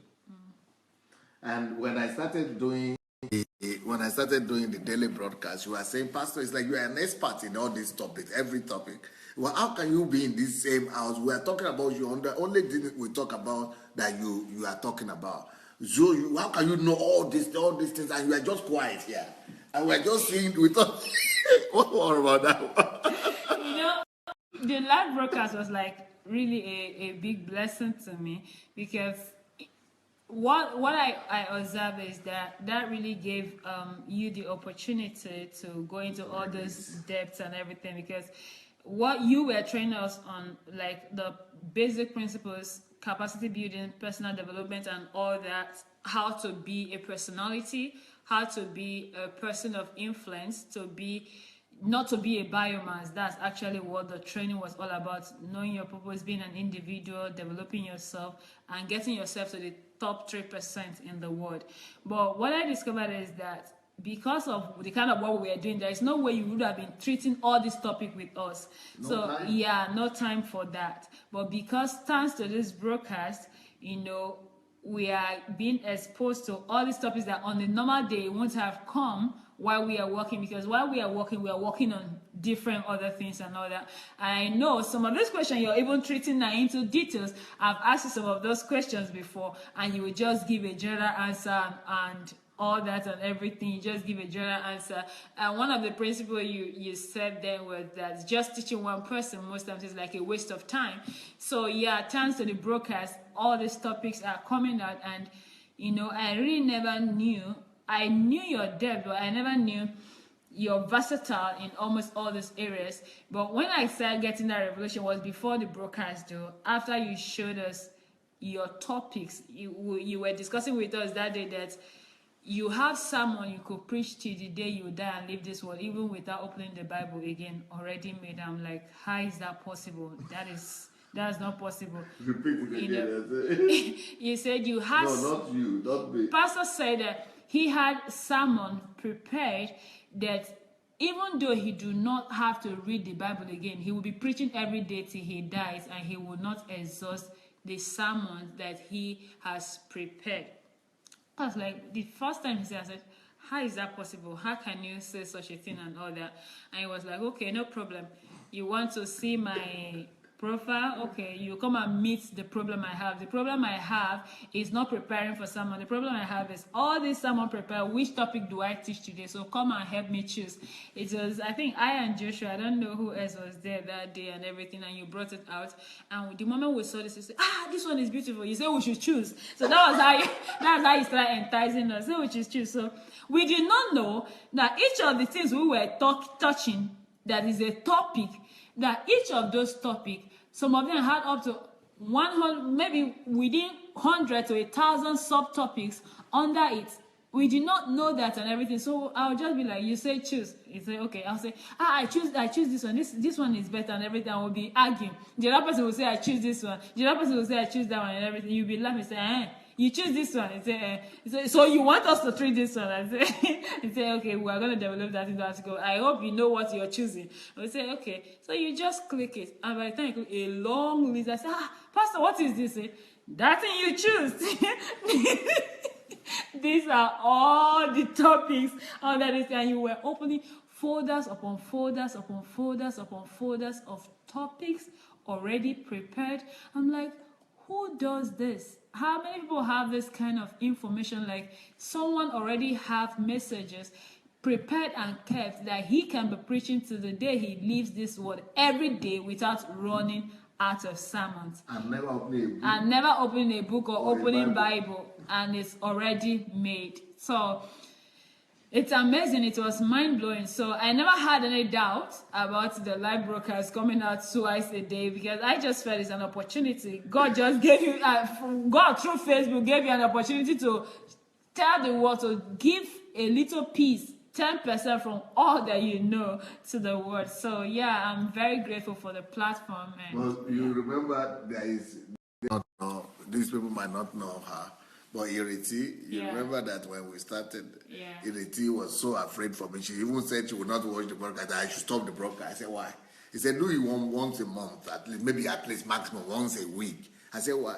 He said, because I'm ashamed for you, because I'm so concerned for you, Pastor. You know, now you are respected. Now everybody respects you and something. But once you begin to come every day, twice a day, but you will be repeating yourself. It will not be interesting to anybody. No, you know, there is no way nobody will come again. You will just be repeating yourself. You just embarrassed. So I'm afraid for that shame. I make to tell them. Well, I understand. Is that a danger? A big danger for Pastor Sunday? I understand where she's coming from and her concerns, because most ministers take almost a week to 2 weeks most times to prepare for their sermon. One message. So probably every week, maybe on Friday or Saturday or so, they have to go and spend time with the Lord. Something they say they are preparing sermon. They do that to get, that's when they are even ministering as in once a week. That's for every Sunday they prepare messages like that. So I understand the concern where she's coming from, and she didn't really know you. She doesn't know your depth. She just know you as a person, like pastor of the largest church in Europe, Pastor Sunday. Yeah, but that was never a concern to me, because I have seen what you have. I have seen the topics, and you know, if there was a way I could just make you talk on all those topics at the same time for me to hear them all at once, I would do it, because they are lovely topics, amazing topics, and you know, and each segment you just touch, they just have so many parts, so many children attached to it. And that never even occurred to me any day that you're going to have a problem with what to, you know, talk about after the experience I've had with you writing articles. That is not even the people reading it that will now be begging you that please we cannot keep up the pace with you reading these articles. Please just publish once, you know, in a week. This every day is too much for us. So that was never a concern, because I already know your depth and everything you have. I've seen all those topics. We could not even, just reading the topics, we couldn't finish it. It was that much. We could not finish just topics. I'm not talking of these subtopics now, just the main topics, to go through all of it. We could not finish all of it. So yeah. Even if you had to even teach 4 times, you will still have a problem with even before I die, if I teach 4 times, it's still not. I will still not finish. Right. So I think it's an avenue to pour out all that God has deposited in you all these years.